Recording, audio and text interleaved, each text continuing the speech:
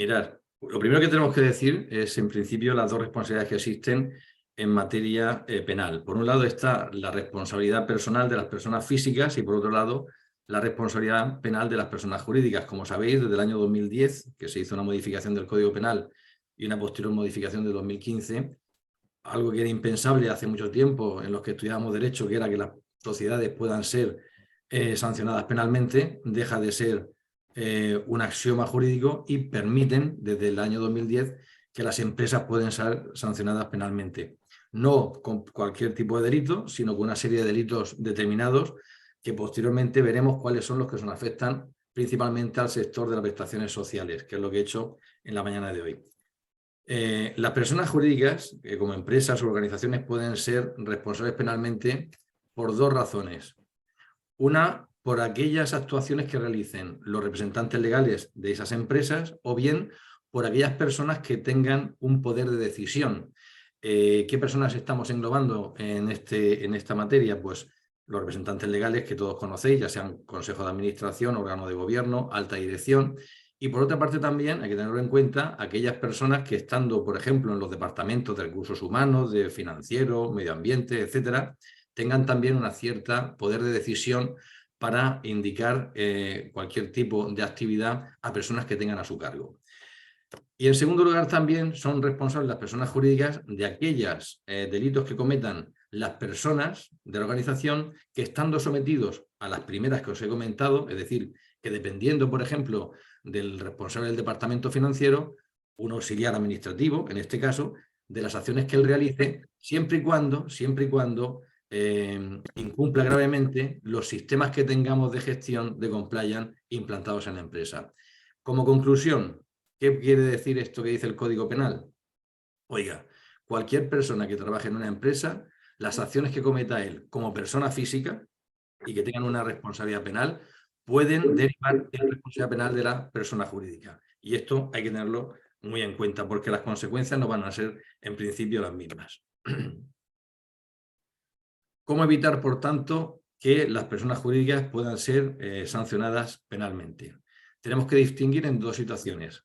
Por un lado, en el caso de que los delitos sean cometidos por las personas que hemos dicho en el apartado A, es decir, que sean representantes legales o personas que tengan un cierto poder de decisión dentro de la empresa, se podrá evitar esta responsabilidad penal siempre y cuando cumplan una serie de requisitos mínimos, que son implantando un sistema de gestión de compliance penal o modelo de compliance penal, que veremos más adelante cuáles son los requisitos básicos para entender los tribunales que esa empresa tiene cumplido este sistema de gestión, que haya designado la empresa o organización a un órgano de gobierno, el propio órgano de gobierno, el Consejo de Administración, en la mayoría de los casos, haya nombrado a una persona que supervise ese sistema y que lo implante, que es la figura que algunos de vosotros ya conoceréis, llamada Compliance Officer o delegado de cumplimiento, que además la acción delictiva se haya cometido por parte de las personas físicas eludiendo, es decir, negando a cumplir aquel sistema de gestión de compliance penal que se haya implantado. Lógicamente, si la empresa tiene una serie de procedimientos, tiene una serie de controles y una persona que está trabajando en la empresa los incumple voluntariamente, a pesar de estar obligado a cumplirlos, en ese caso también quedaría la persona jurídica eximida de una responsabilidad. Por otra parte también que el Compliance Officer, como encargado de supervisar el sistema de gestión, no haya omitido sus obligaciones para realizar ese sistema de gestión correctamente y de manera eficaz, ¿vale?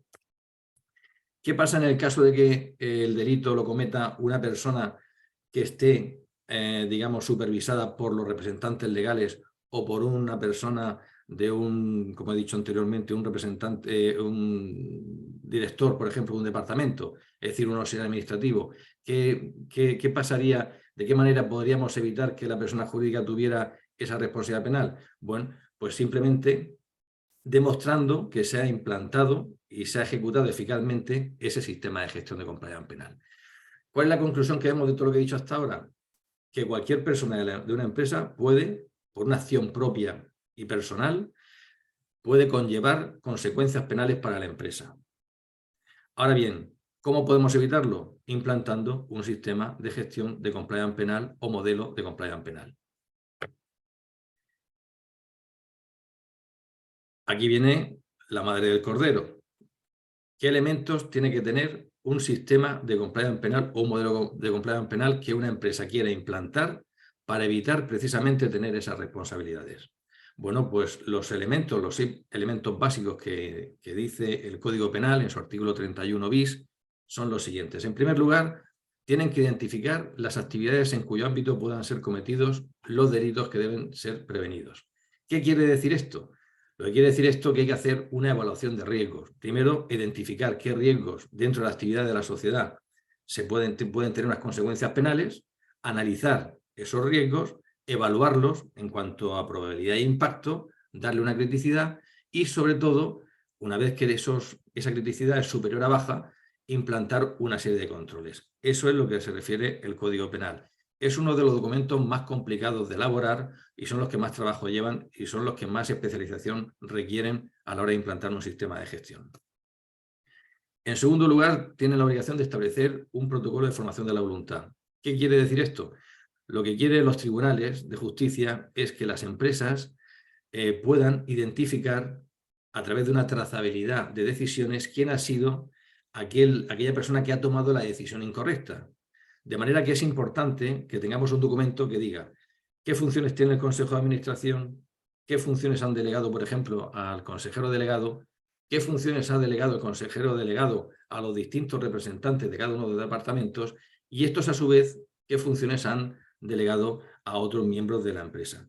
Es lo que muchas veces tenemos nosotros en nuestras empresas, lo que se llama la función de puesto, que todos, en principio, debéis de tener en vuestros organigramas. Es decir, al final saber por qué cada uno ha realizado qué tipo de actividad, para conocer dónde se ha quebrado esa voluntad. ¿Vale? Otra obligación que impone el Código Penal es que la empresa tiene que disponer de recursos financieros adecuados para impedir la comisión de delitos que deben ser prevenidos. ¿Qué quiere decir esto?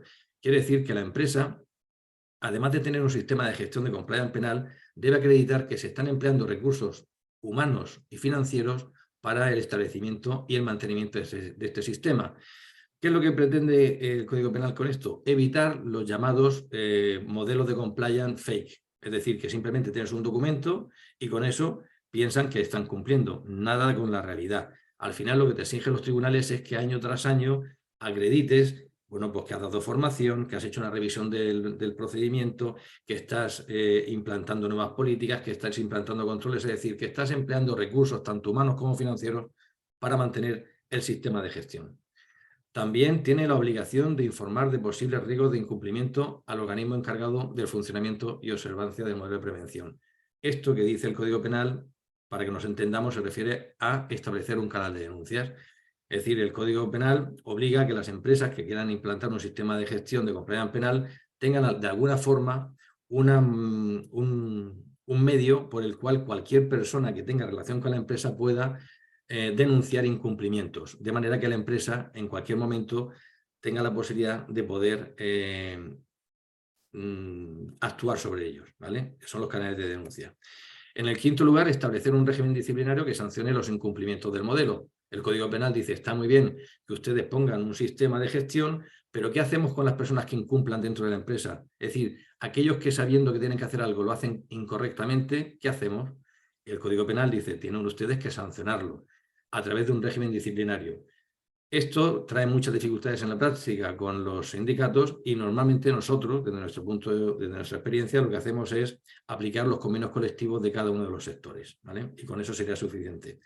Y por último, el Código Penal dice que para que un sistema de gestión de compliance sea válido, tiene también que comprender una verificación periódica del modelo y de su eventual modificación cuando se den las circunstancias o cambien estas. Quiere decirse que si mañana, por ejemplo, una empresa como la de ustedes, que tiene prestaciones sociales, se dedican nada más que a las residencias de mayores y mañana, por ejemplo, amplían la actividad a escuelas infantiles, evidentemente ese cambio de actividad va a requerir que se verifique, se modifique en lo que sea sustancial o necesario el modelo implantado, ¿vale? Bien.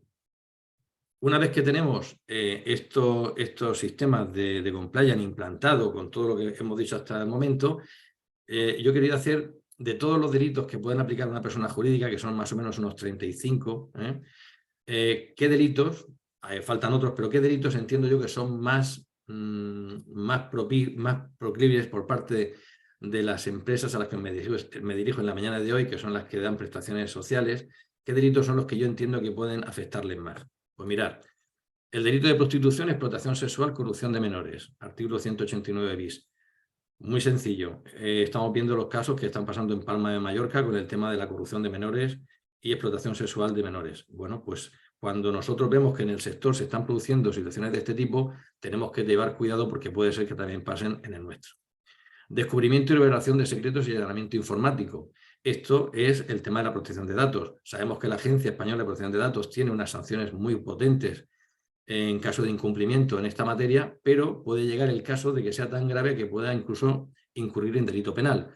Por tanto, debemos de llevar un estudio tanto de los estudios de tratamiento de los datos como de las brechas de seguridad, como los sistemas técnicos organizativos de la empresa, muy férreos para que este delito no se produzca.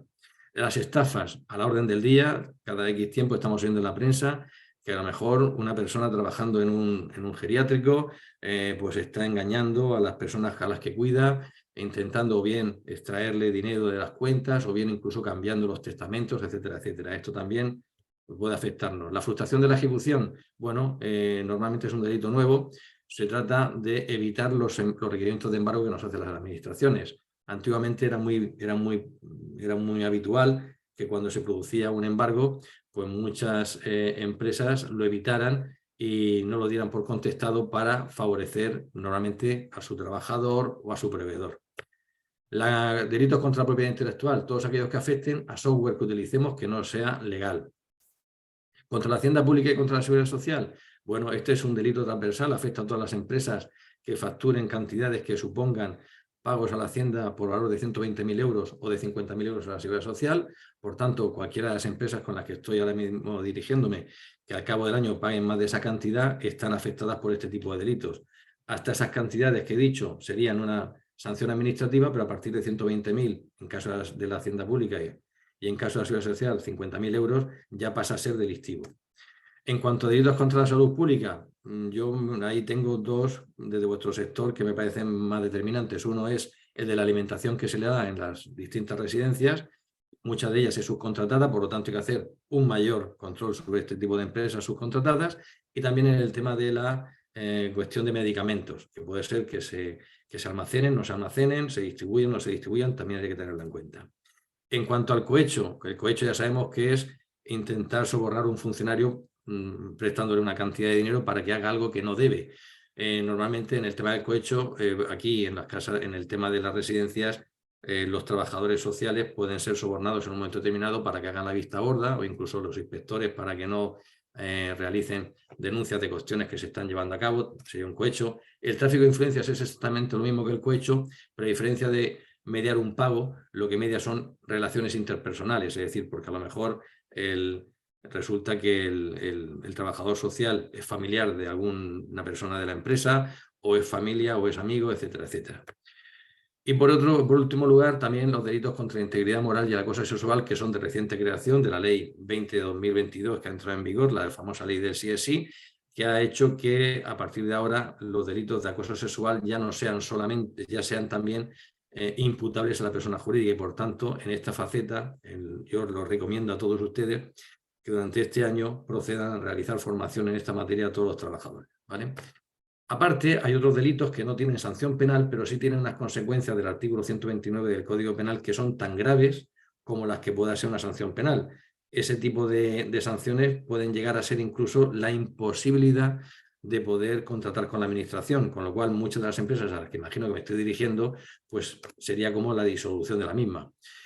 ¿Cuál es el delito más claro? La alteración de precios en concursos públicos, es decir, que podamos tener acuerdos con autoridades o con funcionarios para, por ejemplo, modificar los pliegos de prescripciones técnicas o condiciones de acceso a esos contratos.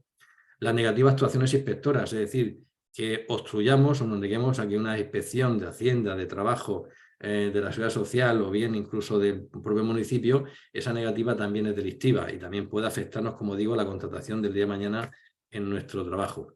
Y después los delitos contra los derechos de los trabajadores. Aquí tenemos, por un lado, todo lo que hace referencia a la prevención de riesgos laborales, que no les voy a contar yo ahora toda la problemática que tiene, porque imagino que la conocen, pero bueno, que es un delito también, puede llegar a ser una cuestión delictiva.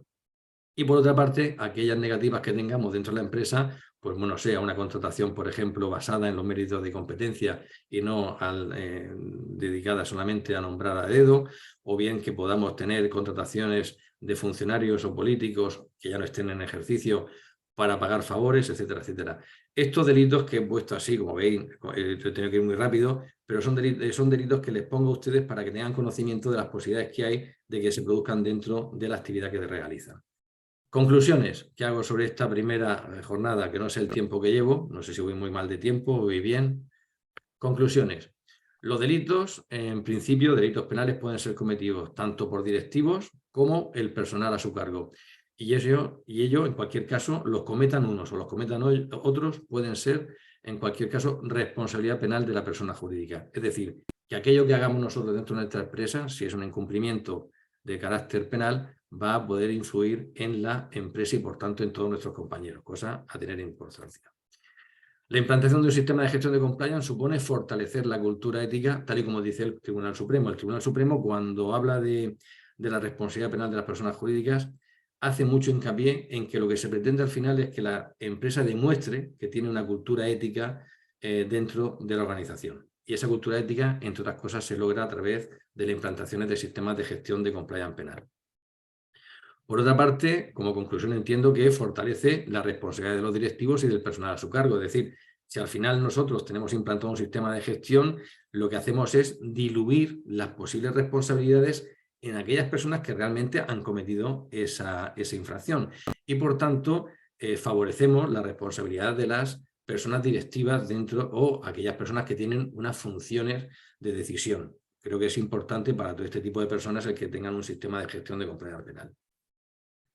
También el hecho de tener un sistema de gestión cumple con la obligación de tener un canal de denuncias, que es la próxima ponencia que voy a dar a continuación. Es decir, como vimos en los 6 requisitos del sistema de gestión, uno de ellos era precisamente tener un canal de denuncias y, por tanto, implantando un sistema de gestión, esta obligación ya la tendríamos. Protege a la organización frente a conductas individuales fraudulentas de una posible responsabilidad penal de la empresa. Lógicamente, yo entiendo que para muchos va a ser un poco difícil manifestar, oye, ¿cómo es posible que porque mañana, no sé, un auxiliar administrativo realice una actividad delictiva vaya a influir en la responsabilidad personal de la empresa? Pues sí, sí que influye y sí puede, como digo, llevar una responsabilidad. Por tanto, el tener un sistema protege a la organización frente a estas conductas individuales. Por otra parte, supone una clara diferencia frente a la competencia, no lo neguemos, es decir, ahora mismo cada vez las empresas van tendiendo a ser una mejora continua y el hecho de tener un sistema de gestión de compliance, quieran que no, frente a la competencia siempre yo creo que da un plus incluso en cuanto al tema reputacional. También he de deciros que, por la experiencia que tengo, la administración pública está requiriendo ya en los concursos públicos a estas empresas que participan que tengan modelos de compliance penal. Eso no me lo ha contado nadie, eso lo he visto yo, empresas con las que yo estoy trabajando y haciendo consultoría, estoy viendo que les están requiriendo para que tengan estos sistemas de gestión implantados. Y bueno, no sé el tiempo, no lo he calculado, ahora María José me dirá qué tiempo he llevado, pero bueno, como veis he hecho un repaso muy breve, evidentemente esta materia es muchísimo más compleja. Espero que con las pinceladas que os he dado tengáis la posibilidad de poder pensar. Ahí os dejo también mi correo electrónico para cualquier pregunta que, a pesar de las que hagamos después, tengáis que hacerme personalmente. Las contestaré todas sin ningún problema y sin ningún compromiso. Y nada, respecto a esta materia, pues no tengo más que decir. Muchas gracias. Muchas gracias, Fernando. Lo has cronometrado, seguro, ¿eh? Lo has clavado. Me alegro, me alegro. Muy Bueno, bien. a ver Pues si si te parece puedo... abordar el segundo tema y dejamos todas las preguntas, si os parece, para el final de las intervenciones.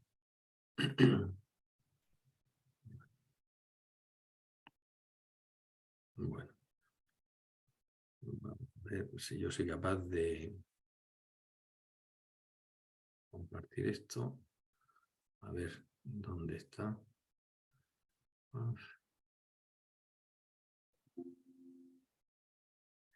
Estoy intentando ver dónde tengo el otro, pero ahora un momentito, por favor, que uno no... ¿Lo veis? De momento, ¿veis algo? ¿Se ve? Estamos viendo tu ordenador ahora mismo. Estamos viendo si ¿No se ve ahora mismo nada? Es se tu ve ordenador. No, Fernando, está con las carpetas. sí. Pues, a ver, yo le estoy dando aquí. Esto sí que me da rabia. Yo es que el Zoom normalmente suelo utilizar el otro, pero bueno, a ver. Bueno, mientras Fernando busca, aprovecho para reiterar el ofrecimiento. Mandéis emails sobre propuestas de interés en formación. Por ejemplo, hoy Fernando ha hablado sobre la importancia de que tengáis formación en materia de acoso sexual y laboral en las empresas, en fin. No es que tenga que ser esa estrictamente, pero cualquier información que consideréis que os interesa para abundar. Vale, bueno, vamos a pasar a la siguiente, también brevemente, pero yo espero que esto sea bastante... A ver, en esta sí que, a diferencia de la anterior, ahí sí que hay una obligación inmediata de implantar el canal de denuncias. Ahora os diré por qué, pero bueno, es la Ley 2/2023, el llamado canal interno de denuncias en el sector de cuidado de personas claves y beneficios. Bueno, ¿por qué un sistema interno de información o canal de denuncias? Digo sistema interno de información porque es como la Ley 2/23 llama ahora a lo que toda la vida ha sido un canal de denuncias. Esto siempre choca con mi practicidad. Yo siempre he dicho que cuando alguien se introduzca en una web de una empresa, yo prefiero que ponga canal de denuncias que ponga sistema interno de información, porque una persona que desconoce un poquito la materia, el sistema interno de información puede llevar la confusión y pensar que es un simple buzón de quejas, y no es ni mucho menos eso, ¿vale? El modelo anglosajón frente a nuestro modelo europeo, la tradición del chivato. Es decir, sabéis que en España siempre ha sido mal visto el tema del chivato. Siempre hemos tenido esa absurda tradición. Yo creo que porque hasta hace no muchos años todo el mundo, de una forma o de otra, pues cometía irregularidades. Ahora se ha dado la vuelta a la tortilla, ¿no? Pero bueno, el modelo anglosajón, sin embargo, ha mantenido los canales de denuncia desde tiempo inmemorial, hasta el punto que incluso abona el 10% de las sanciones que imponen las empresas cuando esa denuncia lleva a buen puerto. O sea, que imaginaros la diferencia que hay de momento de un sistema a otro. Yo creo que con el tiempo podremos llegar. ¿De dónde viene la Ley 2/23? Viene de una directiva europea de protección del denunciante del año 2019, es la número 1937, la llamada whistleblowing, que su traducción es denuncia de irregularidades, y desde que se publicó en el 2019 esta directiva, los Estados miembros de la Unión Europea tenían la obligación de adaptarla, ¿vale? Como siempre, pues en España hemos ido con un poquito de retraso, en concreto dos años de retraso, y también ha sido muy motivador el hecho de que empezaban a imponer sanciones a España por no tener esta directiva adecuada, ¿vale? Quiero recordaros que cuando estuvimos viendo en el apartado anterior que un sistema de gestión de compliance penal obligaba dentro del Código Penal, dentro de sus 6 requisitos básicos, a implantar un canal de denuncias. Por tanto, me parece que es relevante porque al final lo que va a pasar es que de una forma o de otra, poniendo obligaciones de un tipo o de otro, al final las empresas, una vez que tengan el canal de denuncia, pues van a tener uno de los 6 requisitos cumplidos. En cuanto tengan una evaluación de riesgo van a tener uno de los 2 y los demás van a ser muy sencillos de obtener. O sea, que quiero decir que al final yo creo que el legislador está intentando que todas las empresas puedan implantar sistemas de gestión de compliance penal. ¿A quién protege la directiva europea y la nueva ley 2/2023? Pues protege a lo que antes hemos comentado, a los llamados chivatos que no son tales. Es decir, lo que hace la ley es proteger al informante y ya veremos de qué manera. Es decir, establece una serie de prohibiciones o de acciones a tomar contra el denunciante por el hecho de denunciar. La veremos después más detenidamente. Pero principalmente lo que hace la ley es proteger al denunciante, de manera que tenga absoluta libertad para hacerlo. ¿Qué logramos en las empresas implantando un canal de denuncias? Hombre, pues mirar, desde mi punto de vista, 2 cuestiones fundamentales. Una, conocer antes que nadie que tenemos un problema dentro de la empresa. Si mañana alguien nos está denunciando un tema de corrupción o un tema de acoso, evidentemente prefiero que lo solventemos dentro de nuestras posibilidades, dentro de la empresa, con todas las garantías, por supuesto, que directamente vaya a los tribunales. Entonces es una forma también de protegernos. Y en segundo lugar, es una cuestión de mejora continua. Si al final un proveedor a nosotros nos comunica que nuestro jefe del departamento de compras está realizando contratos fraudulentos con otra empresa del sector, bueno, pues cuanto antes lo conozca, antes voy a quitar un problema que me está surgiendo dentro de la organización. Las denuncias, desde mi punto de vista, no se hacen para cumplir y para mejorar, es lo que os he dicho. Es decir, el hecho de tener que poder denunciar una irregularidad, lo que hace es que mejoremos en el cumplimiento de aquello que hacemos mal y, sobre todo, que mejoremos nuestros sistemas de funcionamiento. Requisitos a cumplir por parte de la Ley 223, reguladora de la protección de las personas que informen sobre infracciones normativas y de lucha contra la corrupción. ¿Qué requisitos son? Mirar, la obligación que tiene el órgano de gobierno en una empresa a partir de esta ley son las siguientes. Tiene que nombrar a un responsable del sistema interno de información o del canal de denuncias. Este nombramiento puede recaer en un directivo o en el compliance officer si la empresa tiene implantado un sistema de gestión de compliance, con lo cual aquellas que lo tengan ya se quedan un problema de encima. Y digo un problema de encima porque cuando hagáis el nombramiento del responsable del sistema, esta persona va a adquirir unas responsabilidades importantes, hasta el punto de que como persona física puede ser sancionado si incumple los requisitos que exige la norma, multas entre 1.000 y 300.000 euros. O sea, que no es una broma. A la persona que se le nombre, no sé si se le hace un favor o no, yo creo que no, pero bueno, que los tengamos en cuenta. Por tanto, el órgano de gobierno de la empresa lo que tiene que hacer es nombrar un responsable del sistema interno del canal de denuncias. Tiene que aprobar una política del sistema interno de información, ¿vale? Una política expresa. Tiene que aprobar también un procedimiento específico sobre el sistema de información o canal de denuncias que va a implantar en la organización. En el caso de tener más de 250 trabajadores, deberá tenerlo todo esto que estoy diciendo implantado y aprobado antes del próximo 14 de junio. Aviso a navegantes, si el 14 de junio alguna empresa no tiene implantado el sistema, tal y como dice la ley, que establece una serie de requisitos, implantado correctamente hasta esa fecha, la sanción por no tenerlo es de 1 millón de euros. Creo que esto lo he dicho bastante claro. Si tiene más de 50 trabajadores, esa obligación se diluye o no, se difiere hasta el mes de diciembre del año 2023. Además, tiene la obligación de implantar un libro registro de denuncias o informaciones.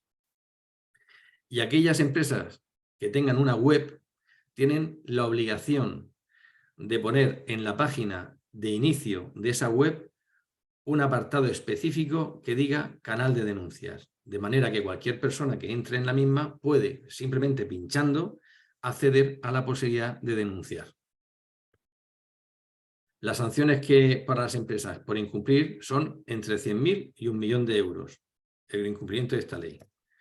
Y las personas físicas, las sanciones que tienen son entre 1.000 y 300.000. A mí particularmente, si queréis mi comentario, me parecen barbaridades, pero es lo que hay.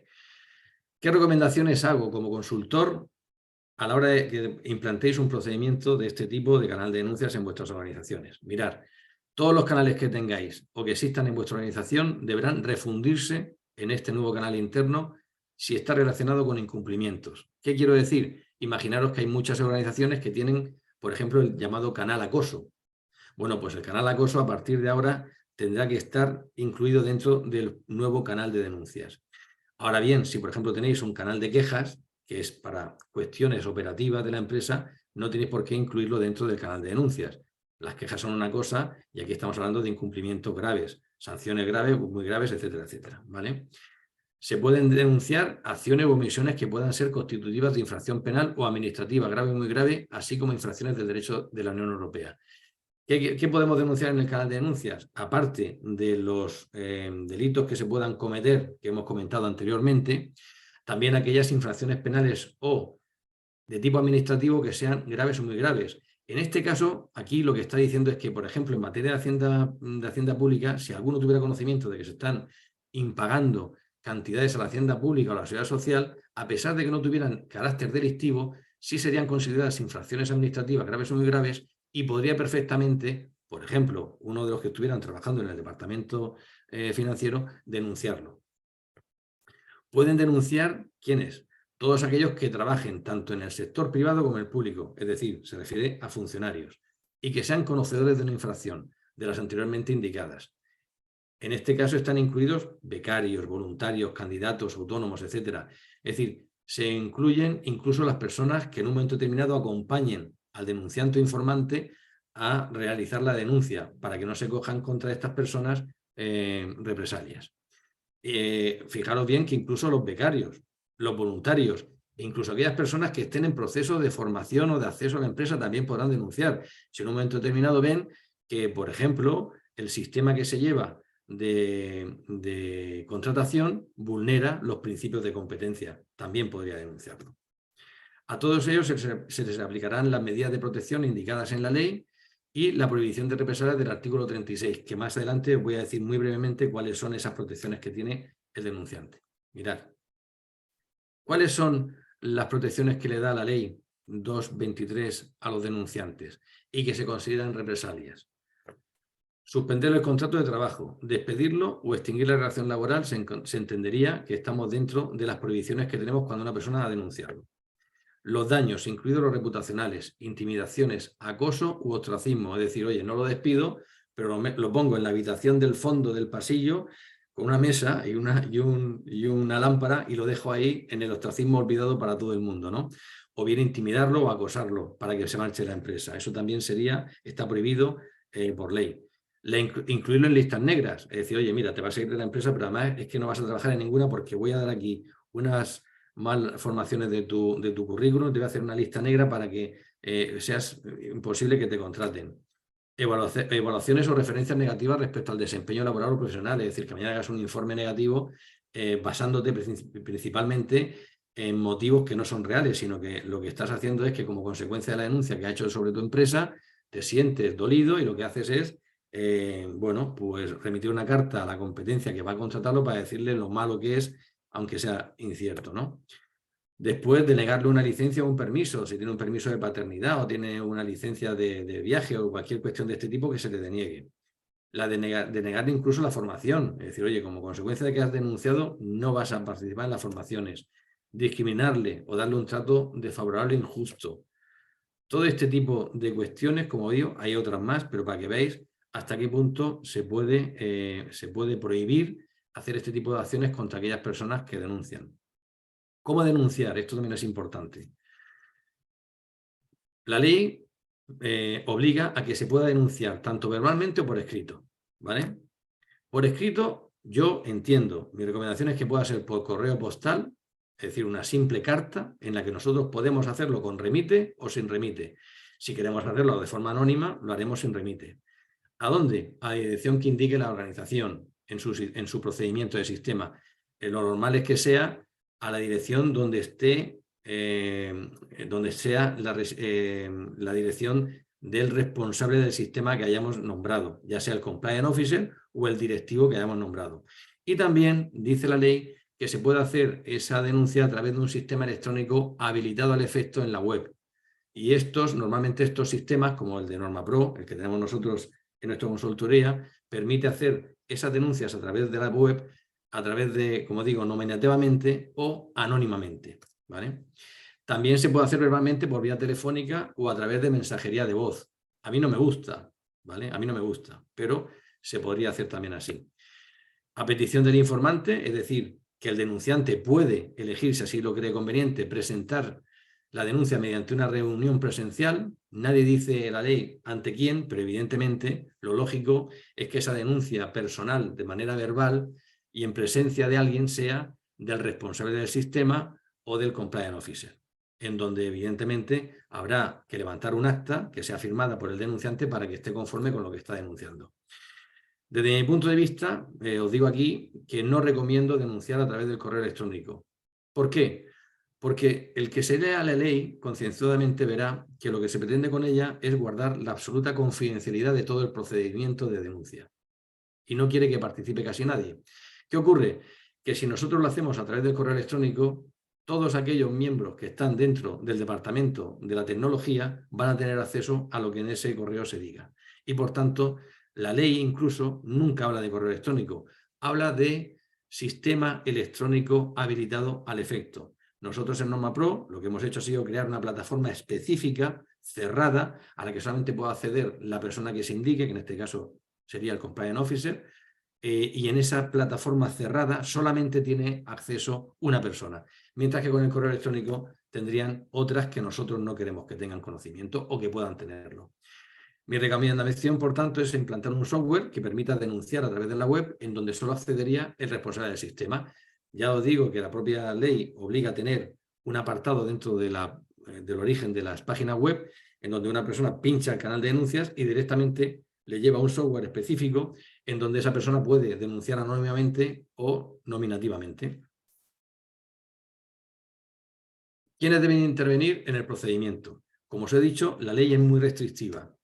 La ley refleja una obsesión por la confidencialidad de todo lo actuado y, por tanto, que participen el menor número de personas. En la práctica, desde mi punto de vista, solamente debería de participar exclusivamente el responsable del sistema o bien el directivo, y también aquellas personas que en relación con la investigación de los hechos sean necesario que participen. Pero para eso, el compliance officer o el directivo que tenga la formación suficiente ya realizará él las medidas organizativas y técnicas necesarias para guardar esa confidencialidad, avisar a aquellos que entreviste para decirles que las multas que les pueden recaer en el caso de que esa confidencialidad no la guarden, ascendería incluso a 300.000 euros. Como digo, el hecho de que yo entienda que cuanto menos gente participe, y en concreto yo soy partidario de que solamente participe el compliance officer o el directivo nombrado, no quiere decir que no pueda entrevistarse con otras personas.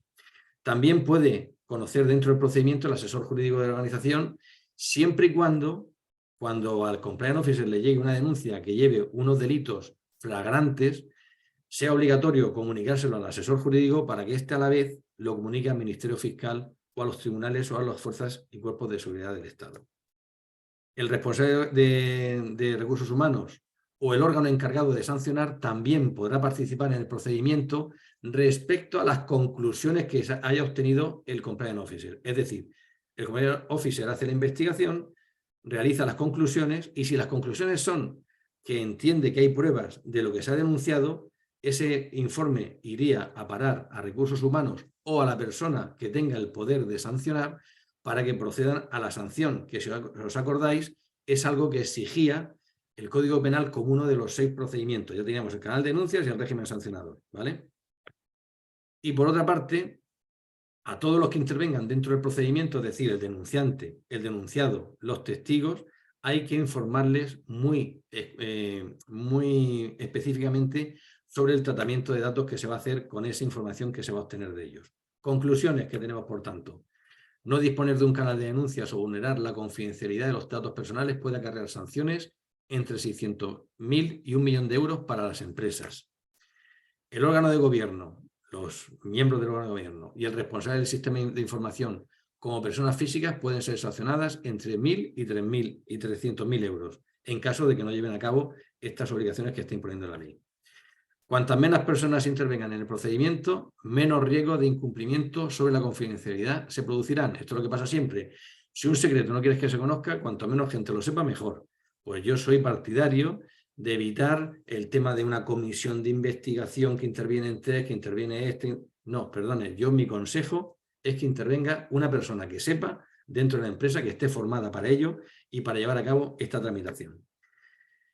Por eso digo que el responsable del canal de denuncias debe estar muy formado para llevar a cabo esta operativa. Y creo que sería un riesgo innecesario que cuando implantéis los sistemas de gestión de canal de denuncias, designéis una persona sin tener en cuenta previamente que tiene que estar formada. Y si lo vais a designar, preocuparos que tenga una formación. Las empresas deben contar en su página web con un acceso directo en la página de inicio, como os dije anteriormente. Nadie debe conocer la identidad de las personas que intervienen en un procedimiento de denuncia, salvo el responsable del sistema, y los servicios jurídicos y el responsable de recursos humanos, cuando proceda, en el caso de servicios jurídicos, cuando sea una denuncia de un delito flagrante, y en el caso de recursos humanos o aquel que le sustituya a la hora de sancionar, cuando de las pruebas realizadas por el informe del responsable del sistema se demuestre que efectivamente se ha aprobado. Y por último, recordaros que se permite la denuncia anónima. Se establecen medidas de protección a favor del denunciante frente a represalias, tal y como hemos visto. Y nada más. Espero que os haya parecido interesante. Hay mucho más que decir, pero yo creo que por lo menos para dar una pequeña pincelada creo que es suficiente. Pero evidentemente después aquí hay muchos matices. Cada organización tendrá su sistema y su organigrama y su forma de funcionar y querrá hacer de una forma o de otra. Y yo aquí sí que os recomiendo que estéis siempre bien asesorados en toda esta materia. Muchísimas gracias a todos. Bueno, pues muchísimas gracias, Fernando, por tu exposición y por ajustarte a los tiempos perfectamente. ¿Cuánto me ha tocado aquí? ¿Cuánto ha sido aquí? ¿Aquí cuánto me he pasado o no me he pasado? Aquí no te has pasado nada, nada. Perfecto. Menos si es tan provechoso como lo ha sido. Me alegro mucho. Bien, pues a mí, como podréis observar, esta segunda ley, la ley 2/2023, es de inmediata aplicación en función de la plantilla de trabajadores. A mí se me ocurren algunas preguntas, pero lo dejaré para el final, salvo que alguien ya lo pregunte en el chat. Insisto, bueno, ahora es el turno de la aplicación práctica a nivel informático y para ello va a exponer Juan Manuel Galdón, que como os decía es doctor en ingeniería y experto en esta materia. Y bueno, vas a aterrizarnos, si no me equivoco, Juan Manuel, en la cuestión más práctica a nivel, por ejemplo, informático del canal de comunicación. Tuyo es el turno. Gracias. Pues muy bien. Muchísimas gracias por asistir a todos y muchas gracias, CECUA, por darnos esta oportunidad tan buena y el trato tan buenísimo que estamos teniendo desde que hemos arrancado con vosotros a trabajar. Así que Instituto de Innovación, muchísimas gracias, María José, a ti personalmente. Bueno, estoy compartiendo ya, sí, ¿no? Vale, perfecto. Bueno, pues básicamente ya solo nos queda, bueno, pues la pregunta del millón. Es decir, bueno, todo esto ahora ¿cómo lo aterrizo yo en mi empresa, no? Pues muy rápidamente. Voy a dar unas claves prácticas y vamos a hacer un breve repaso de cómo lo hacemos nosotros y creemos que es una forma general de hacerla, que puede ser aplicable por otros compañeros que se dediquen también a esta misma labor. Y brevemente al final me vaya a permitir un minutito de publicidad de nuestros servicios, simplemente, aunque, como ha dicho María José, como asociados de CECUA, estaremos siempre a vuestra entera disposición e incluso estamos disponibles para mantener una entrevista privada con cada uno de vosotros sin ningún tipo de compromiso, simplemente por el hecho de si necesitáis más información, queréis ahondar, queréis hablar de vuestro tema concreto, nosotros estaremos aquí para asesoraros y lo que no sepamos lo investigaremos. Y bueno, y luego no hay ningún compromiso de contratar nuestro servicio, evidentemente. Estamos aquí para ayudar a CECUA y evidentemente a vuestra entera disposición. Bueno, lo primero, comentar muy rápidamente, muy brevemente, voy a cronometrarme, que si no, voy a intentar hacerlo en 10 minutos. Previamente a implantar un sistema de gestión de compliance, habría que tener, bajo nuestro criterio, 5 claves prácticas muy sencillas a tener en cuenta. El principio es aplicar un principio de proporcionalidad. Quiero decir, no es lo mismo implantar un sistema de gestión en El Corte Inglés o Repsol, por no nombrar a ninguna empresa de CECUA, que en una residencia pequeña de mayores, ¿vale? Donde trabajen 15 personas. Hay que aplicar un principio de proporcionalidad. Fernando, en su primera ponencia, estuvo hablando, bueno, y la segunda también, de los elementos básicos que debe de tener mínimo que debe de tener un modelo o un sistema de gestión de compliance según el Código Penal, ¿vale? Pero lo podemos complicar hasta la extenuación en función de la cantidad de personas que haya. En principio hay que ir a algo sencillo, algo práctico y algo que, por supuesto, no suponga un sobreesfuerzo porque las empresas ya están muy saturadas de sistemas, de gestión, de calidad, etcétera, etcétera, etcétera. Entonces, aplicar un principio de proporcionalidad es fundamental, ¿vale? Segundo, disponer de metodología. Es fundamental también para no perder el tiempo y andar divagando. Es decir, tener un sistema que funcione y que esté probado. Paso 1, paso 2, paso 3 y además que lo tengamos bien planificado. Sobre todo al principio. Al principio, aplicando este principio de proporcionalidad que hemos comentado anteriormente, determinaremos si vamos a tardar un año en implantar un sistema o vamos a tardar un mes. Dependerá del tipo de empresa, del número de centros, si los centros son grandes, son pequeños, pero una vez que tengamos muy claro qué es lo que queremos hacer, cuáles son los pasos que vamos a determinar, que vamos a realizar, quiénes son las personas que van a intervenir y tener un pequeño planning e intentar seguirlo. Insisto, la idea es no sobrecargar a la empresa, sino abordar un problema que tenemos aquí, un sistema que hay que implantar, lo abordamos, planificadamente asignamos a las personas que necesitamos, que normalmente serán lo normal, salvo alguna excepción, que ahora después lo veremos, serán personas que seguirán con su tarea del día a día y que tendrán, bueno, pues gracias al tema de compliance, al modelo de compliance que se implante, alguna tareita anexa que será mínima. Hay veces que hay personas que solamente tienen que hacer una pequeña tarea al año, ¿vale? Simplemente para informar de algún control. Tercer clave importante, buscar asesoramiento, ¿vale? Esto no requiere obligatoriedad de tener que contratar a nadie. Lo podemos hacer nosotros solos. Nuestro consejo, buscar asesoramiento para perder el mínimo tiempo posible y para que el sistema que implantemos sea lo más eficaz y lo más robusto posible, ¿vale? Cuarta clave, establecer 3 líneas de defensa. La teoría de las 3 líneas de defensa se basa en lo siguiente. Una teoría, una vez establecida la metodología, disponer de ese planning, asignar personas, plazos, formarla adecuadamente para que desarrollen esa pequeña labor que tienen que hacer dentro del sistema de gestión. Y esa fase, ese entorno, digamos que conformará la operativa del sistema. Será la primera línea de defensa, serán las primeras personas que atacarán de manera preventiva o reactiva, ¿vale? Algún problema o alguna incidencia de compliance, ¿vale? Es decir, o evitarán una incidencia de compliance o actuarán en función de.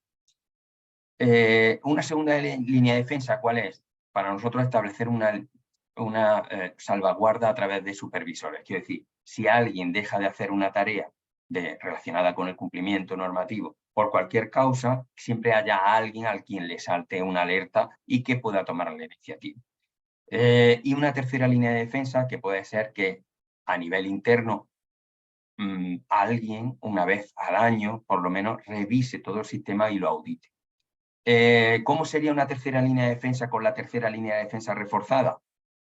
Hacer esa auditoría a través de un externo, que bien puede ser a través de una certificación. Existe una certificación a nivel español, que es la UNE 19601, y a nivel internacional, que está muy reciente, la 37301. Y es certificado, ¿vale? Pero no tiene por qué. Y además, aplicando un principio de proporcionalidad, una empresa pequeñita no le aconsejamos que se certifique, por lo menos de momento, sino que poco a poco, con el tiempo, con los años, vaya mejorando. A una empresa ya de cierta entidad sí le aconsejamos que se certifique, ¿de acuerdo?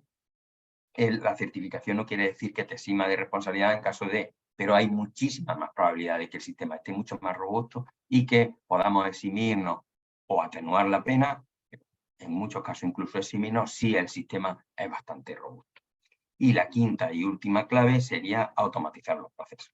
Nosotros aconsejamos tirar de nuevas tecnologías porque hay muchísimos procesos que son manuales, que son tediosos o que son repetitivos, ¿vale? Evitar correo electrónico, Excel, llamadas, etcétera, etcétera.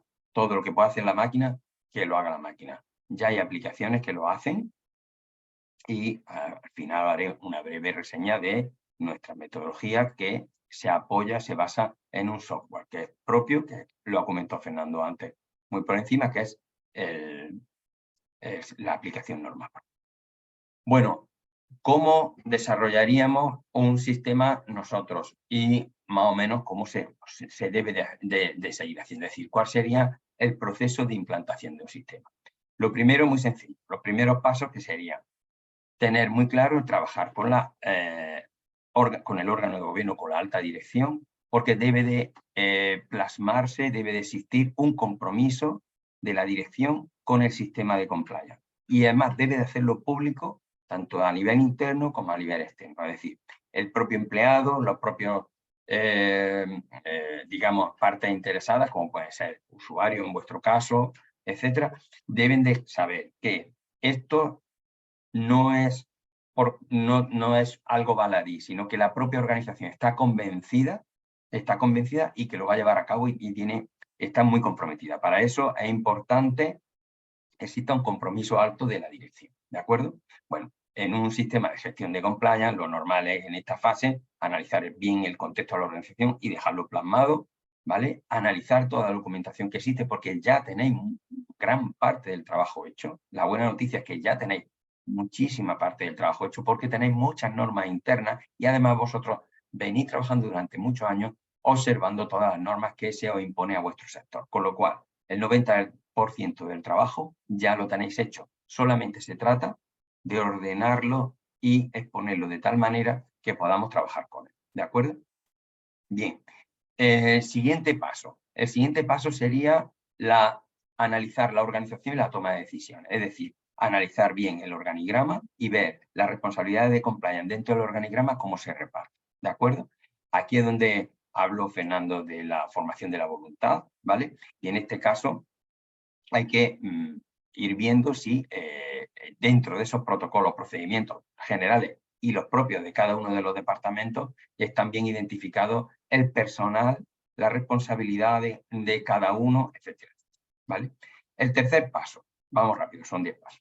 La función de compliance, es decir, nombrar a un recurso o varios, es decir, hay distintas formas de poder hacerlo. Debemos de definir quién se va a encargar dentro de la organización de desarrollar el modelo. Podemos hacerlo de diversas maneras. Volvemos a aplicar el principio de proporcionalidad, que sería, o bien, si es una empresa más grande, puede tener un comité de compliance que puede estar compuesto entre 3 o 5 personas que pueden ser responsables de departamento o personas de confianza del órgano de gobierno, con personas, equipo directivo o no directivo, incluso pueden ser personas a nivel externo. Pero lo que sí hay que nombrar, porque esta parte es optativa, la del comité de compliance, la que no es optativa es la de nombrar un delegado de cumplimiento o compliance officer. Es un anglicismo que hemos importado, pero que ya se está extendiendo y todo el mundo conoce ya quién es el delegado de cumplimiento o el compliance officer. Hay que nombrar un compliance officer que puede estar, insisto, puede estar, depende del tamaño de la empresa y del volumen, puede estar a jornada a tiempo total o puede ser una tarea adicional. Hay personas que están destinando al responsable de recursos humanos, etcétera. Depende, y lo puede asumir el propio empresario, si la empresa es muy pequeña. Lo que no aconsejamos es que sea el departamento jurídico, ¿vale? Bien, aunque lo puede ser, ¿de acuerdo? Pero no entendemos que no debería de serlo, ¿vale? Lo que sí es verdad, que antes comentó Fernando, aquí es donde debemos de determinar qué medios vamos a poner a disposición del sistema de gestión. Es decir, con qué recursos vamos a contar, tanto económicos como humanos, ¿vale? Qué informe va a remitir, etcétera. Un cuarto paso que sería, que ya lo comentó Fernando, realizar una evaluación de riesgos penales. Normalmente, para eso, normalmente se hace con expertos externos, nosotros nos dedicamos a ello. Normalmente analizamos bien toda la información y todos los procedimientos, toda la documentación que ya existe dentro de la propia organización y se realiza la mayor parte del descubrimiento de las posibilidades. Lo primero es que determinar qué delitos nos pueden aplicar, en nuestro caso, en función de las distintas actividades. Para ello lo que hacemos es realizar entrevistas con normalmente directivos y en una primera fase y en una segunda fase con el resto de personal de manera selectiva en función de los indicios que nosotros vayamos a descubrir.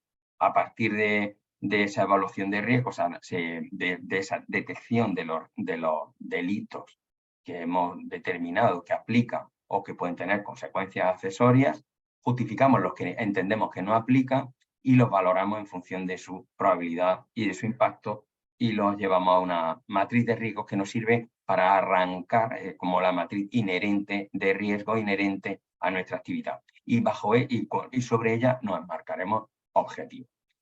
Objetivos que nos marcamos a través del siguiente paso, que sería establecer, a partir de esa evaluación de riesgos ya que están detectados, establecer un plan de acción concreto. Para eso establecemos controles y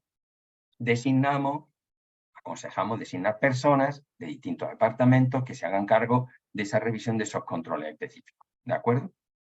Y establecemos un plan anual de cumplimiento normativo.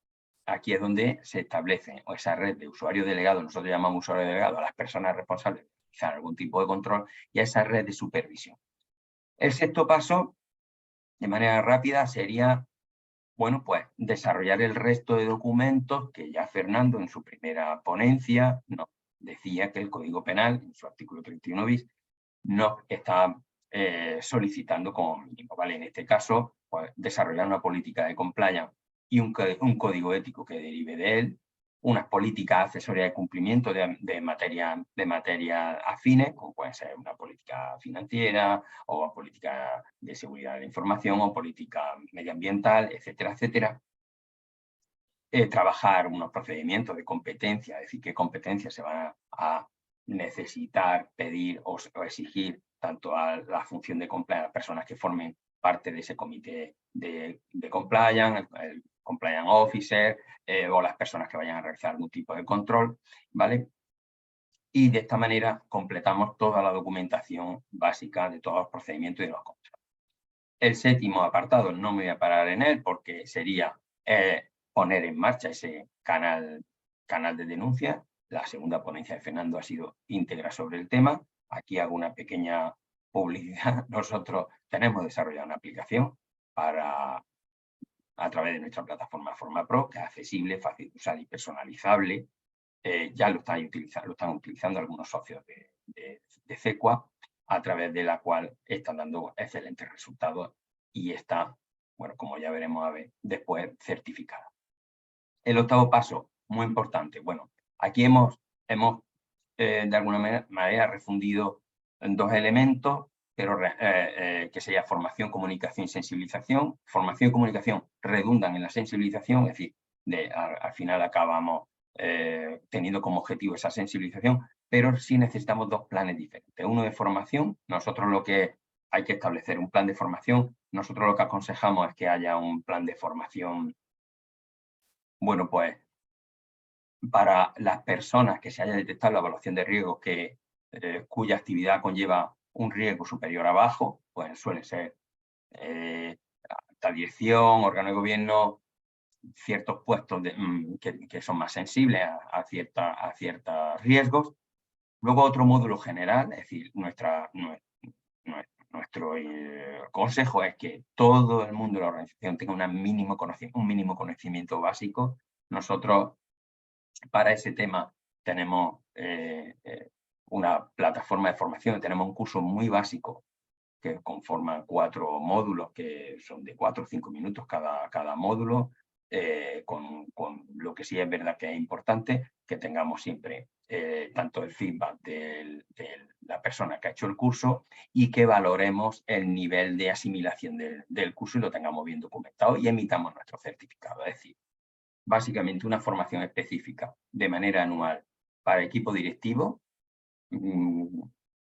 con más detalle y una formación luego de otro nivel más básico para el resto de empleados cuya actividad no conlleva un riesgo superior a bajo. El noveno paso es establecer un plan de monitorización, es decir, hemos establecido una serie de controles.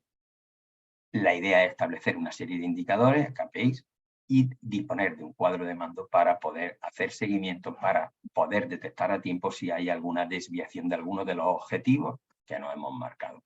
Y por fin, tener un plan de mejora continua, ¿vale? Es decir, hay un momento de reflexión para mí, que siempre es el de la memoria de actividad y revisión por dirección, es decir, el delegado de cumplimiento Compliance Officer anualmente debe elaborar una memoria de actividad donde se recogen pues, todos los aspectos, si ha habido incidencias, cómo ha ido la formación, en fin, y sirva un poco de referencia para informar a la alta dirección y que dé su aprobación, ¿de acuerdo? Y ahí, a partir de ahí, establecer un plan para el siguiente año. Aconsejamos siempre puede utilizar herramientas como puede ser, hay distintas, ¿no? Pero podemos utilizar un DAFO para proponer, para analizar cuáles son las debilidades o las fortalezas o las oportunidades que se nos están presentando, tanto internas como externas, y proponer nuevos objetivos y, por supuesto, revisar si ha habido alguna no conformidad y alguna acción correctora. Todo esto, insisto, debería de tenerse bien planificado. Esto es un ejemplo de la planificación que nosotros desarrollamos, es decir, todos estos pasos estableciendo en el tiempo. Bueno, aquí hemos hecho una planificación para una empresa de un tamaño ya importante, pero esto, por ejemplo, que aquí aparece un ejemplo de esto, en 12 meses se puede reducir incluso a 3 en función del principio de proporcionalidad que hemos comentado. Y ya mi último minuto de mi presentación, simplemente para hacer un poquito de publicidad. En Instituto de Innovación tenemos desarrollado nuestra propia metodología, está funcionando, está certificada por AENOR, tanto en la 27000, porque disponemos de toda nuestra metodología, se basa está apoyada en un software de desarrollo propio, que comenzamos a desarrollarlo hace 12 años, ya está en una 4ª versión, estamos trabajando en la 5ª, que saldrá este año. También estamos certificados en gestión de la calidad y somos miembros de la Asociación Nacional, la Asociación Española de Compliance y de la Asociación Española para la Calidad.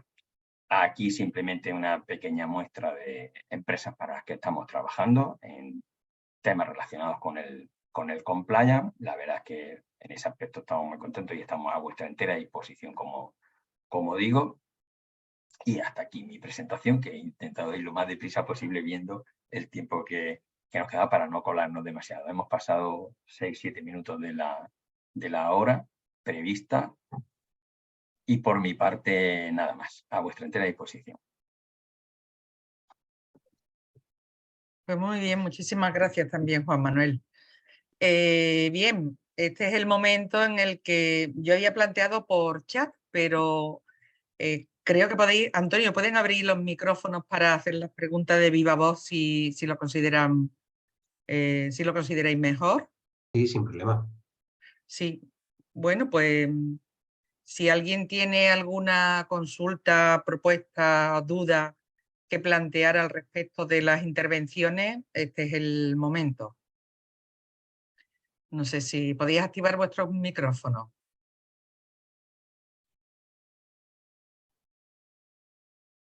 Bueno, mientras alguien se decide si es que hay consulta, bueno, deciros que se os mandará, intentaremos que esta sesión se está grabando, intentaremos enviarosla para aquellas personas de vuestros centros y empresas que no hayan podido asistir. Y si me lo permitís, yo sí tengo alguna pregunta que hacer. A ver, Fernando, lo mismo es de perogrullo. Seguro que no. Bueno, no sé. Con respecto a la entrada en vigor, quedan claras las fechas y el número de trabajadores. Es decir, a partir de 250 trabajadores es inmediato, como quien dice, en junio, y a partir de 50 trabajadores en diciembre. Sí. Eso quiere decir que las que tengan menos de 50 trabajadores no tienen obligación, ¿o sí? Correcto, no la tienen como tal, no la tienen. Legalmente no tienen la obligación de tener un canal de denunciar, la de menos de 50 trabajadores. Bien, la siguiente pregunta es, en el cómputo de esa plantilla de trabajadores, ¿qué consideramos? Teniendo en cuenta que en este sector, sobre todo en el servicio de ayuda a domicilio, hay también plantillas de fijos discontinuos. No te puedo hablar de porcentaje, 20, 10%, en función del tamaño de la empresa y de los servicios que tenga cedido y que presten. En este caso, ¿cómo computamos esa plantilla de trabajadores para saber si estamos sujetos a obligación o no? Pues mira, Venga. te lo digo, si vemos cuál es la finalidad de la ley, ¿cuál es la finalidad de la ley? Al final es buscar incumplimientos. Si yo mañana tengo una empresa que tiene 35 trabajadores fijos, pero resulta que por el tema de la rotación tiene otros 30, 40 o 50 y sobrepasa los 50, yo entiendo que tiene la obligación de implantar el canal de denuncias, porque tal y como te dije, ¿quién puede denunciar? Pueden denunciar, bueno, pues todos aquellos que tengan una relación laboral. Me da igual de qué tipo sea, ya lo has visto, que incluso hasta becarios tienen posibilidad de denunciar. O sea que para mí sí, todo aquello que sea personal de una u otra manera que sume más de 50, aunque sea fijo discontinuo, tiene la obligación de tener el canal de denuncias. Aparte, sinceramente, creo que el canal de denuncias Hoy por hoy está en 50, pero no me extrañaría que el día de mañana, cuando esto ya, porque se va a imponer en todas las empresas, seguramente también es posible que el día de mañana, pues a las menores de 50. Solamente hay casos en que tienen obligación de hacerlo menores de 50 cuando la actividad desarrollada sea muy propensa a cuestiones delictivas. No sé, imagínate, por ejemplo, una empresa que se dedique al software de casinos, y tenga nada más que 30 trabajadores de tipo técnico, pues también tendría la obligación de tenerlo. O sea que depende también de las circunstancias, pero en principio más de 50 sí, aunque sean fijos discontinuos, ya te digo que sí. Sí, pero yo me refería más bien al cómputo. Imagínate que a 30 de diciembre, voy a poner un caso extremo, Sí, sí, que a 1 de diciembre yo tengo una plantilla de 45 trabajadores. Luego perfecto, no estoy obligada. perfecto. Pero antes del 31 de diciembre, con motivo, por ejemplo, de las fiestas navideñas, suele haber contrataciones para cubrir vacantes, de vacaciones, etcétera, etcétera. Y el 28 de diciembre tengo 51 trabajadores y trabajadoras. Si quieres mi opinión, sí. Lo Yo sí tengo harías. obligación, claro, porque una vez que yo he pasado el límite, al final yo tengo esa obligación, lo tengo claro, es decir, durante el tiempo, el periodo que tenga, la ley no te está diciendo, claro, dice más de 50 trabajadores, pero claro, si tú dices, no, es que yo en una época no los tengo, sí, pero en otras sí los tienes, y por tanto en esa época tienes la obligación de tenerlo. Yo Sí. para mí sí, no tiene discusión. Sí que Es tendría. más bien ceñirnos al espíritu que tiene esta Sí, sí, norma, sí, sí, sí, sí, sí, que sí, es la este, obligación, pues efectivamente. precisamente. Bien aclarado. Incluso imagínate que en esos fijos discontinuos, esas contrataciones temporales, a lo mejor es el momento en el que se hacen cuestiones de contratación irregulares. Entonces, esas personas que están contratándose de manera irregular son las que tienen que tener la posibilidad de tener un sitio donde poder renunciar. Sin ninguna duda, sí. Vale, perfecto, entendido. Yo tengo otra pregunta, pero quisiera escuchar a Hola, los participantes. buenos Buenas, días. Hola, buenos días. Buenos días. Muchas gracias por la Bueno. ponencia, que ha sido magnífica. Enhorabuena, nos ha ayudado bastante. Y yo tenía una cuestión en relación a lo que estaban comentando ahora, a nivel de grupo de empresas, si el cómputo de los 250 trabajadores o de los 50 se puede tener en relación a que el grupo en su conjunto pueda superar esos 250 o pueda superar esos 50 trabajadores a efectos de la obligatoriedad para la holding o para cada una de esas empresas filiales. Sí, la ley, lo que pasa es que la ley, claro, yo entendéis que he ido muy rápido y he ido a... Pero en fin, también trata el tema de grupos de empresa. Entonces, para grupos de empresa establece también la obligación de contabilizar como más de 250 trabajadores, si los tienen. Pero aparte de eso, lo que te dice es que si cada empresa, te lo digo por si os afecta a vosotros, si cada empresa dentro del grupo, cada empresa tiene una forma de funcionar, digamos, un organigrama independiente, incluso un CIF independiente. Lo que se debe hacer es que cada empresa tenga en la página web su canal de denuncias, pero eso no es óbice para que una vez que lo pinches vaya redirigido a la del grupo. No sé si me estás entendiendo. Sí, sí. Entonces, claro, eso es lo ideal. Es decir, al final es que todas las empresas que forman parte del grupo tengan su sistema, su web independiente, pueden tenerla, imagínate la tiene independiente, cada uno tendría su canal de denuncias, pero cuando tú pincharas, te redirigiera al del grupo. Lo que no tiene sentido es que cada empresita tenga un responsable del sistema. El responsable del sistema sería uno. Y si cada empresa tiene 35 trabajadores, pero son 25 empresas y superan esos 250, a nivel de grupo tendría obligación por ser. Totalmente, totalmente. Yo lo que haría en ese caso vuestro, lo que haría sería, de hecho lo hemos hecho así en otras ocasiones, cuando se trata de implantar sistemas de gestión de compliance penal, lo que hacemos es en el contexto, se establecen qué empresas se engloban dentro de ese grupo empresarial, ¿no? Entonces se hace un contexto, se dice a quién afecta, a quién no afecta, en fin, es posible que en algunos casos el órgano de gobierno nos indique, oye, mira, de las 15 empresas que tengo, quiero que 12 estén dentro del ámbito de actuación del sistema de gestión y 3 las dejo fuera, por las razones que sean, ¿vale? Pero en este caso concreto, a efecto del canal de denuncias, si es un grupo empresarial, es decir, un grupo de empresas que tiene distintas empresitas pequeñas, mi consejo es que establezcáis un único procedimiento de sistema, una única política de sistema, un único responsable del sistema, pero que cada una de las empresas tenga en su web establecido la posibilidad de poder, pinchando a ese canal de denuncias, que lo remitiera o lo redirigiera a la oficina, digamos, central o la empresa matriz, ¿vale? Sí, y si me permite, lo ampliaría esto mismo que está comentando Fernando, esta misma consulta lo ampliaría a todo el modelo de gestión. Es decir, no solo la parte del canal interno de denuncias, sino a todo el modelo. Es decir, nosotros tenemos clientes que tienen 15 empresas y no han implantado 15 modelos de gestión, ni tienen 15 compliance officers, ni 15 comités. Uno solo. Se trata de aplicar el espíritu de la ley, es buscar dónde está el riesgo e intentar evitarlo. Se trata de implantar un modelo y esa empresa, como dice Fernando, se explica bien en el contexto, que todo el modelo afecta, y puedes tener un solo compliance officer para las 15 empresas, un solo modelo, los mismos procedimientos. Puede ser que haya algún procedimiento donde haya que hacer algún matiz concreto sobre alguna empresa por alguna actividad que se salga un poco del entorno porque puede ser, puede haber una empresa que se dedica a algo radicalmente distinto a las otras 14, por ejemplo, ¿no? Pero no pasa nada, se puede recoger todo. La idea es no sobrecargar más. Perfecto. Sí. Pues muchísimas gracias. Muy amable. Nada, lo que necesitéis.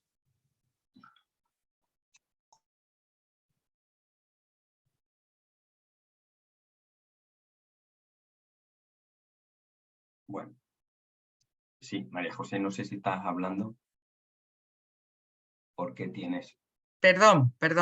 Estoy tomando nota de algunas cuestiones. Ah, vale.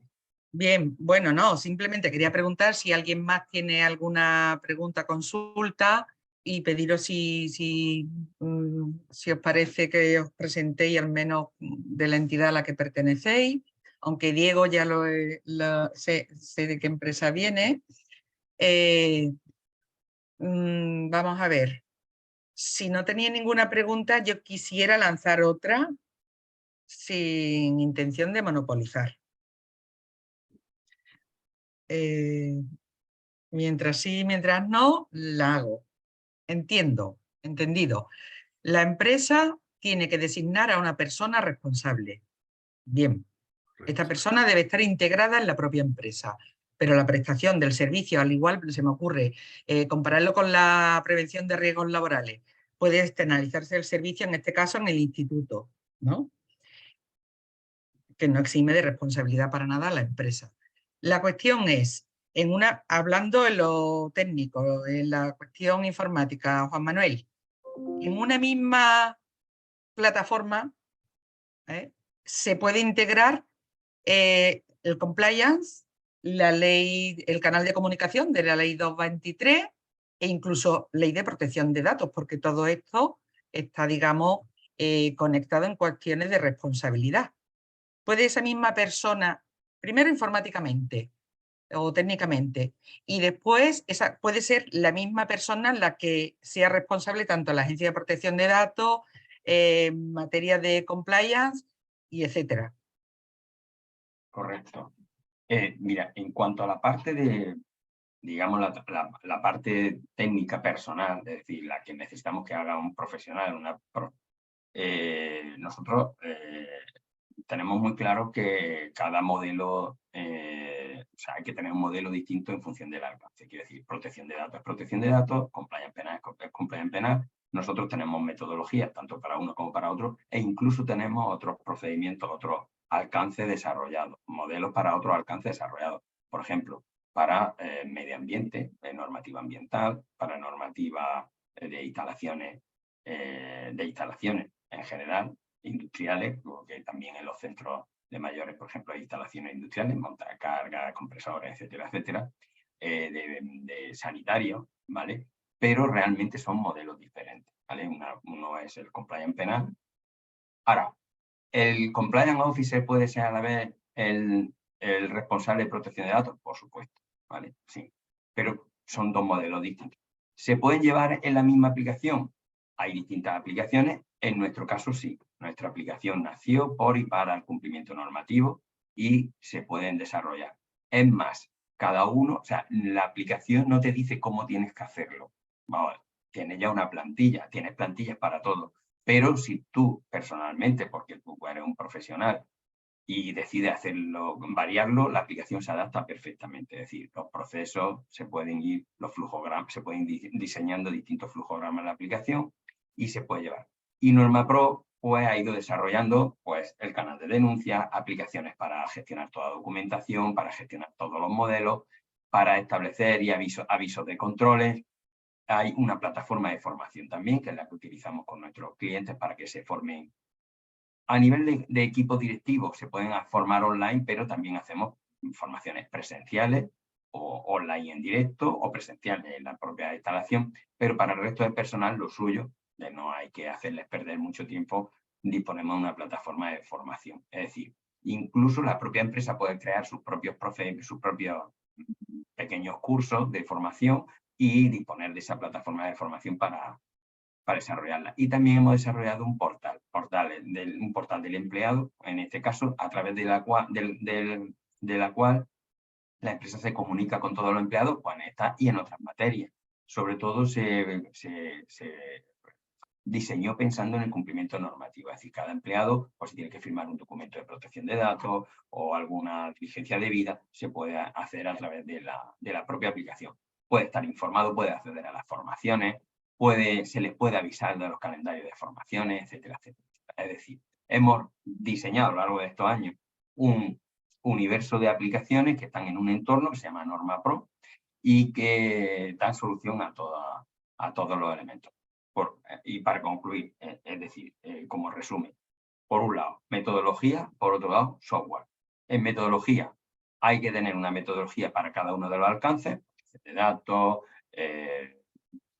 planes de igualdad, compliance penal, cumplimiento normativo medioambiental, etcétera, etcétera. Y por otro lado, software. Y en el software disponemos de aplicaciones. Hay más aplicaciones en el mercado, tampoco queremos. Lo único que la ventaja que nosotros buscamos era tenerlo todo en el mismo sitio. Hay muchos clientes que ya que utilizan nuestra aplicación nos dijeron, oye, ¿lo puedo utilizar para otras cosas a nivel interno? Perfectamente, lo utilizan muy bien como base de datos, como gestor documental, etcétera, etcétera. ¿Vale? Bueno, hay empresas que se descargan la nómina y la firman a través del portal. No deja de ser un documento más que forma parte de un procedimiento legal interno. No sé si respondo con esto, María José, a lo que me... Perfectamente, perfectamente. Muy bien, pues no sé si alguien más tiene algo que consultar. Veo que no, ni por chat ni por micrófono. Bien, pues con esto Eso puede damos... ser por dos razones, María José, o porque lo han entendido todo perfectamente, o porque Seguro. no se ha entendido nada. Aquí, como no estamos en presencia de nadie, no sabemos si realmente la gente lo ha entendido o no lo ha entendido, o le ha parecido apropiado o no. Es lo malo que tiene estas cosas, que te quedas aquí en un silencio y dices, coño, ¿lo habrán entendido o no lo habrán entendido? No lo sé. Hombre, Espero que sí. ya tienes una opinión, aparte de la mía, que es la de Diego Navarro, en la que efectivamente es mucha materia condensada en poco tiempo, porque esto tiene mucha enjundia, como decía, pero bueno, por no... Mira, Cristina. Gracias, Cristina. Muchas gracias. Se agradece, se agradece. Dices, tú no sabes si están durmiendo o están atentos, no lo sé, pero muchas gracias. Sí, pues en cualquier caso, este mensaje va para nuestras asociados y asociadas de CECUA. Tenéis el email del instituto, tenéis el email de CECUA, podéis enviar correos con consultas, con peticiones, bueno, incluso, por supuestísimo también, el instituto es socio proveedor nuestro, homologado para trabajar con CECUA, incluso propuestas de colaboración, y bueno, estamos abiertos a futuras sugerencias de contenido. Muchas gracias a Juan Manuel, muchas gracias a Fernando, muchas gracias a Antonio, que está detrás en la tramoya, y muchas gracias en definitiva al instituto. Un placer estar con vosotros. Muchísimas Muchas gracias, gracias. María José. Muchas gracias por la atención prestada. Muchas gracias. Muchas gracias, María Que José. tengáis buen día. Muchas gracias. Hasta luego. Hasta luego.